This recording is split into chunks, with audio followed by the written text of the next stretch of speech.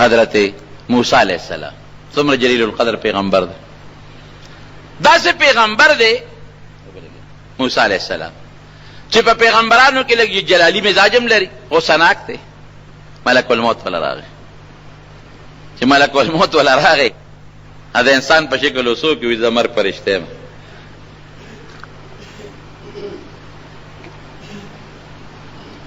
خیر دی څنګه رالی؟ ستا ټیم پوره دی ساده نو بس. اوس موسی علیہ السلام ته دا خبره کوي ټیم پوره دی ساده خمانه سو باسې چې سپېړې اوچته کړه په دا مخ یې ووم. بخاري شریف کې حدیث ته ګورئ چې په دا مخ یې وو سترګې ته لمده کړه. هغه له خو خدای پیغمبر خو عجیبه زور یې دوه کسو منځ کې جوړه نه کوله، یو بني اسرائیلي او یو یې د خپل د فرعون د قوم نو، دواړه سره نښتي دي. فرعون والا ظلم کوي په هغه بني اسرائیلي باندې د موسی علیه السلام په قوم یې ودی ظلم مه کوه. ولې ظلم کوې؟ جاتې ورسره مه کوه. ستا پکې څه کار دی؟ نه زما پکې کار شته که نه؟ ته ولې ظلم کوې په ده باندې؟ د هغه دونه غټ ګېډې وړی شي چې تی ورته په سره د پلار به یې مو یوړي. خو د فرعون د قوم نه و، هغه ته خو ځان ډېر لوی ښکارېده او دا بني اسرائیل دوی ته داسې ښکارېدل لکه دا چوړیان غوندې چې دي، خدمتونه به یې پې کول. ستا پکې څه کار دی؟ زما پکې کار دی که نه؟ ته ظلم کوې په ده باندې. ښځه چې ظلم پې کوم دا د پلار به هم دا پنډ وړي. هلکه سم شه ګوره نه یاره تا پکې څه دي؟ موسی علیه السلام ورغی خو چې څنګه فوکزهو یو سوک یې ورکړه ذوالقندار ته یې ورسو، یو سوک سره پرېوته او ساتې ووته. دا خو د پیغمبر سوک دی. اوهو دا څه وشو؟ ما خو ورته عقل ښه ادب مې ورته ښه، نه مې ورپسې توره راغېشتې نه مې ورپسې غشې راغېشتې نه چاړه. ادب مې ورته ښه، سوک مې ورکړو، په سوک به ما وې دې پیښې خو پکې مړ شو. او سار له بیا روان دی په دې لارو کې ګرځي. موسی علیه السلام چکر لګوي. هغه سړی لګیا دی بل چا سره یې جګړه ده، چې بل چا سره جګړه ده هغه سړی په ده ظلم کوي. د فورا موسی علیه السلام ته آواز کوي ای راشه که نه، هغه پرون را باندې هغه سړي ظلم کو او نن را باندې دې ظلم کوي. او موسی علیه السلام وایي خبره ظالم بچي خبره ښکاره کې دا څه کې؟ بل پوه شو ښه دا پرونې ده والې دی په سوکه او وجلې دی، بس هغه ته یې خوا کړی. وایي خدای ته وګوره موسی علیه السلام زما توبه ده، دا څه کې ماله لاس راونړي پرون دی یو وجلې اوس ما وجلې. بس موسی علیه السلام پوه شو خبر راس خو پاش. نو د هغه یو سوک کې کمال و، یو سوک بیچاره ورکه ځای ته به یې رسو. نو چې ملک الموت ودي تا نسو باسم ما نسو باسې غصه شو ورته، خو چې سپېړه یې ورکړه په دا مخ یې ووو ملک الموت د سترګه ړنده کړه. خو د انسان په شکل ملک الموت واپس سمېدی شو خپل حالت ته، خو په حقه شکل رب العالمین له ځان ورسو. اوس الله د هر څه نه خبرېږي، خو بعض څیزونو کې د رب العالمین حکمت دی چې هلته رب العالمین له ورسېده. الله هغه بنده له دې لېږلې ما چې کوم مرګ نه غواړي. دا زما دې حال ته وګوره. وایي ښه داسې وکړه ورشه او دې موسی علیه السلام ته ووایه چې مرګ دې نه دی خوښ، نو زه د یو غوی په شا لاس کېده او ستا د لاس لاندې چې څومره ویښته رالل د یو ویښته په عوض کې به یو کال عمر در کوم. خو دې وخت کې موسی علیه السلام لږ سوچ کړی، غصه یې سړه شوې وه. ملک الموت واپس راغی. وی الله راولېږلم چې ستا مرګ نه دی خوښ، د یو غوی په شا لاس کېده د لاس لاندې چې څومره ویښته دې رالل د یو ویښته په عوض کې به یو کال عمر در کوم. وی بیا به سي، وی بیا مرګ نه خلاصېږي شته دی نه، لاره بله نشته بې د مرګ نه. اخرت یقیني دی، جنت دوزخ یقیني دي، هغې له به خامخا ځي، نیک به جنت ته ځي بد به دوزخ ته ځي. بې د مرګ نه بله لاره نشته. اوس پېښور ته ځې نو 20 لارې دي، په یو به ځې په بله به لاړ شي، نو بله به پرېږدې په بله به لاړ شي. اخرت ته جنت دوزخ ته د مرګ د لارې نه بغیر بله لار شته دی نه. وی ښه بیا مرګ دی، بس دا اوسنی وی ټیک دی، دا مې قبول دی، نشي خلاصېدی د مرګ. یو عالم خوب ولید، وی خوب وینم چې یو زمری را پسې لګېدلی دی، زه ترې مخکې مو دا زمری را پسې دی، زه منډه وام او زمری را پسې دی. ځنګل ته لاړم، وی ځنګل ته چې ورسېدم یو اونه وه، ما هغه اونې ته ټوپ کړې. اوچت شوم دا زمری راغی او د اونې د یوې ښکې راته ودرېد. وی لږ غوندې خو مطمئن شوم چې دا لکه زمری خو اونې ته نشي راختېدی. زه په دا اونه کې به ناست یم، دا زمری به ستړي شي اخر به روان شي، خو هغه نه ځي. وی خوب اوس خوب کې خو سړی سوچ بل شانتي وي. وی مې چې دا به تر کومې په ونه کې ناست یم، یو غټ خرام و د ونې، وی په هغې رو مې ځان اوتوخو او د هغې خرام سر له مې ځان ورسو. په دې سوچ چې د خرام نه به ټوپ کړمه، نو چې زمری تر څو رارسېدي خو د تنې سره ولاړ دی، نو زه به ترې تښتېدلی.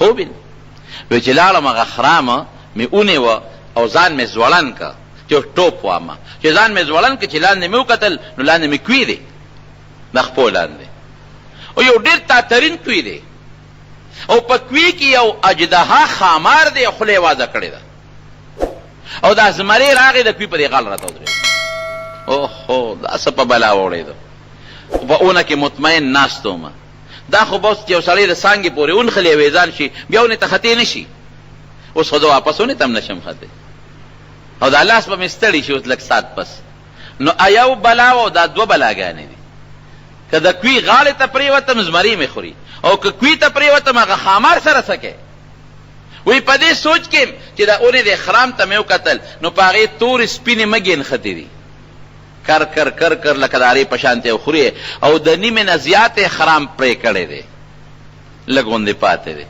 وی ما خو چې زما لاس به ستړي شي نو به غورځېږم دا خو که ځان ډېر هم ټینګم خو دا لږ غوندې ځای خرام پاتې دی باقي خو د سپینو او د تورو مږ وراله پرې کړی دی دا به شي په دې هیبت کې راویښ شو چې راویښ شو خپل استاد له لاړ وی صاحب داسې خطرناک د هیبت خوب مې لیدلی دی وی دا خو تا ته رب العالمین د خپلې زندګۍ او د ژوند ټوله نقشه وښوله دا څنګه وی دا کم خرام پورې چې تا وی ځان دی دا ستا ژوند دی ژوند دا زندګي ده او دا کمې تورې سپینې مږې چې ته ولیدې چې دا خرام پرې کوي دا سپینې مږې ورځې دي او دا تورې مږې شپې دي دا شپې ورځې لګیا دي ستا د ژوند خرام پرې کوي رښتیا ووایه څوک د 50 کالو دی نو 50 کاله یې والا خرام پرې کړی دی څونه به پاتې ډېر لوی خرام د ژوند زمونږ ورې کټ شوی دی که چېرته عمر میاشي نو یو معمولي توتن کې پاتې دی که عمر هم یو ورځي یو پوټې غوندې پاتې دی که عمر هم یو کالي لږ پاتې دی که عمر هم 10 کالی نو 580 تېر شوي دي اندازې ته ګوره څونه خرام پاتې دی معمولي غوندې پاتې دی دا تور سپینې مږې دا ورځې شپې دي او ستا د ژوند دا خرام چې دی لګیا دي کټ کوي د دې د نیمې نه زیات والی دی او دا کوي چې د خپو لاندې دی دا قبر دی او دا په کوي کې چې کم اجدها خامار دی دا مرګ دی مرګ دا به خامخا ټک در کوي بچ کېدی ته نه شي نه د دې خرام نه بل خوا تلی شي دا به کټ کېږي او دې کوي له به او د کوي په غاړه چې دا کم در پسې لګېدلی زمری دی دا ملک الموت دی دا ملک الموت دی دا ملک الموت تی پریدی نه دا د خلاصېدی نه شي دقې قبر له به او په قبر کې چې دا کم خامار دی دا مرګ به دله خامخا ټک در کوي دا حقیقت دی د دنیا په دې ژوند موږ څومره فخر کوو موږ وایو دقه ژوند زموږ زندګي ده اخرت ير مرګ بالکل ير دي زمون وی چې کله رب العالمین نبی کریم صلی الله علیه وسلم فرمایي چې دا انسانان الله پاک د حضرت آدم علیه السلام د شانه پیدا کړل دا دونه واړه واړه پوټي پوټي نو مخامخ یې ورته ودرول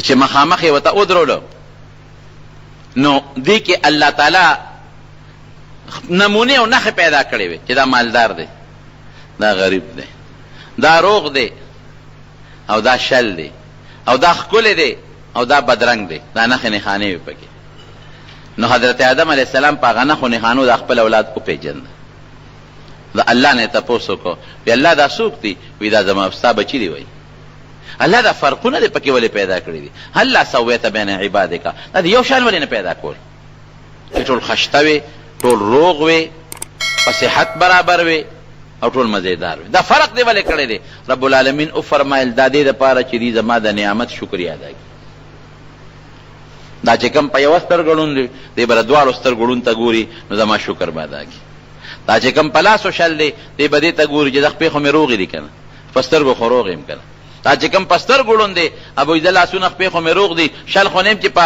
فوټ پاتونو توخېږم که نه کم بدرنګ دی دی بوی د یاره که بدرنګ یم او د امریکې او د برطانیې والا په شان سور سپین نیم خو شکر دی هغوی سره ایمان نشته ماله خو خدای ایمان را کړی دی که هر چا کې خدای پاک داسې یو خاص نعمت ایښودی دی چې دی د ځان نه لاندې ته وګوري به د خدای شکر ادا کړي او که ځان نه لاندې ته نه ګوري بره ته ګوري د خدای شکر نشي ادا کول نو وی په دې کې بعضې بچیو د آدم علیه السلام چې د هغوی د تندو نه ډېرې تیزې رڼاګانې تلې نو د الله نه تپوس وکړه الله وی دا پکې څوک دی وی دا ستا په اولاد کې پیغمبران دي وی د یو کس د تندي نه ډېره غټه رڼا تله. نو آدم علیه السلام وفرمایل چې الله عرض وکړو چې دا پکې څوک دی چې د تندي نه ډېره تیزه رڼا ځي. وی هذا ابنک داود، دا ستا یو نوسیر داود بی نوم علیه السلام. د سجدې ډېرې کړي دي او الله ته جړاګانې زیاتې کړي. الله عمر دی ولا څونه مقرر کړی دی؟ 80 کاله. نو آدم علیه السلام ته الله دا ښودلی و چې ستا به 1000 کاله عمر چې د دې ته وکتل چې زما 1000 کاله دي او د خو 80 کاله دي، 1080 دا خو ډېر کم دی. وی الله دا عمر ولږ زیات کړ.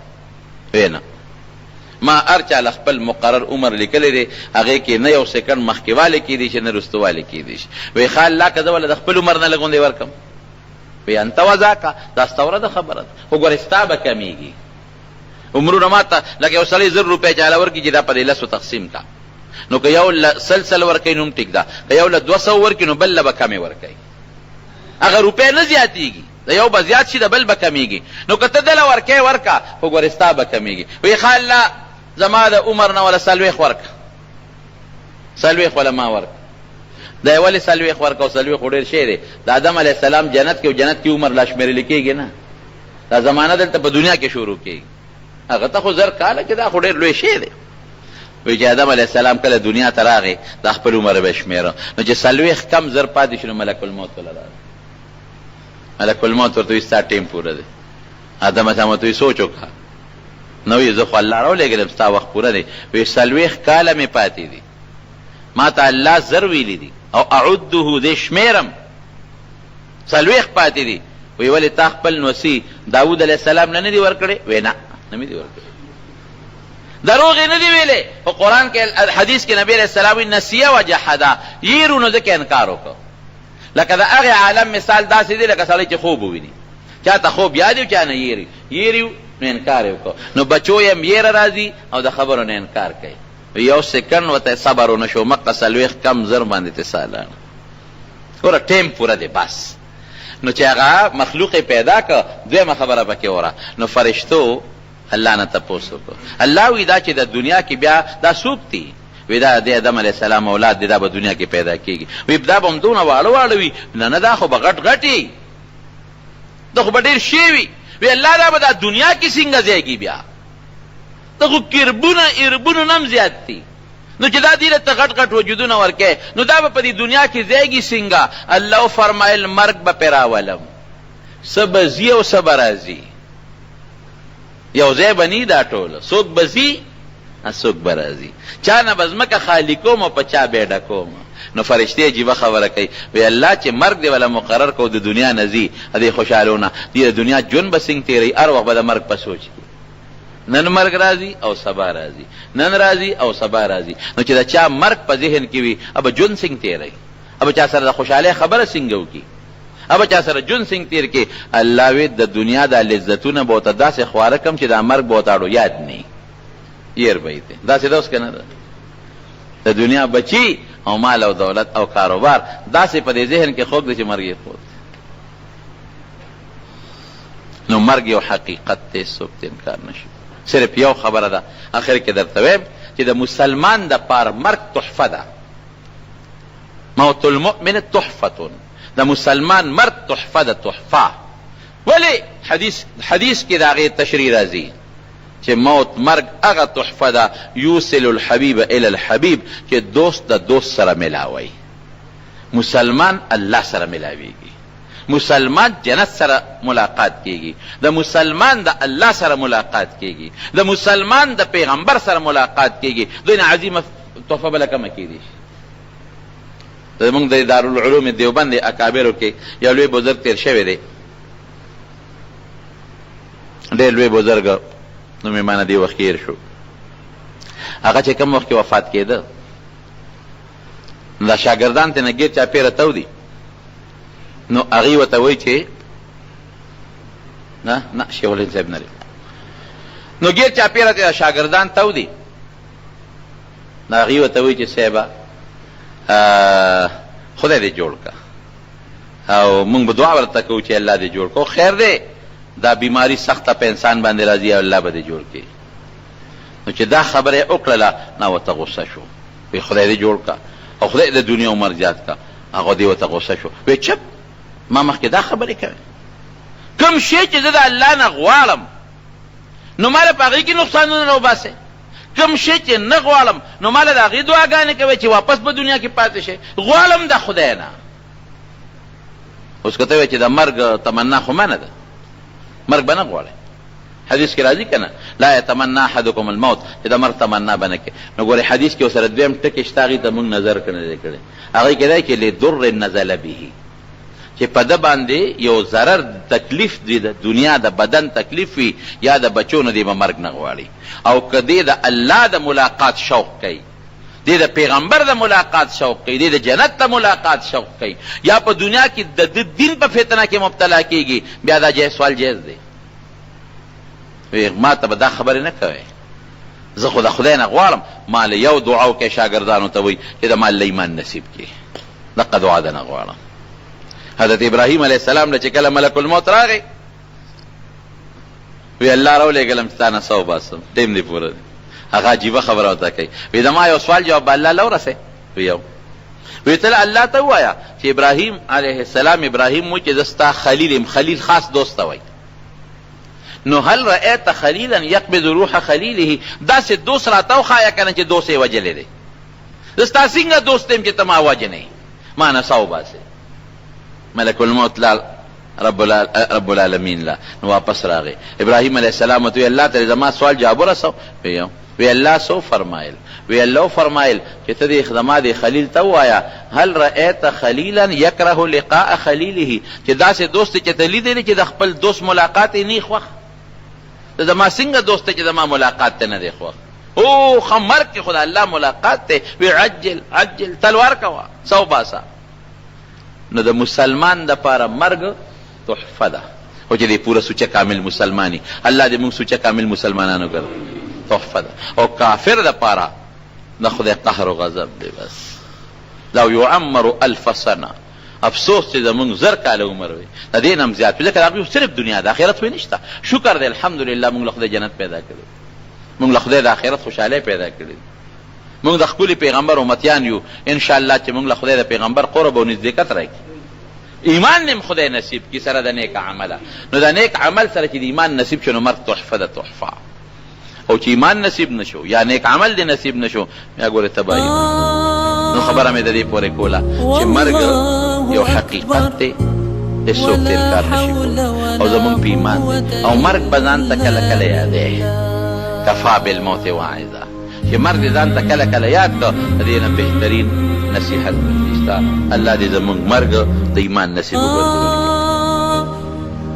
رمضان زکات وباسي، د په یکم رمضان د زکات رقم جدا کړ، خو لا پوره تقسیم شوی نه دی چې اتم لسم ورځې پس ورته نور رقم ملو شو. آیا دغه زکات د یکم د ده کافي دی او په نورو ښه؟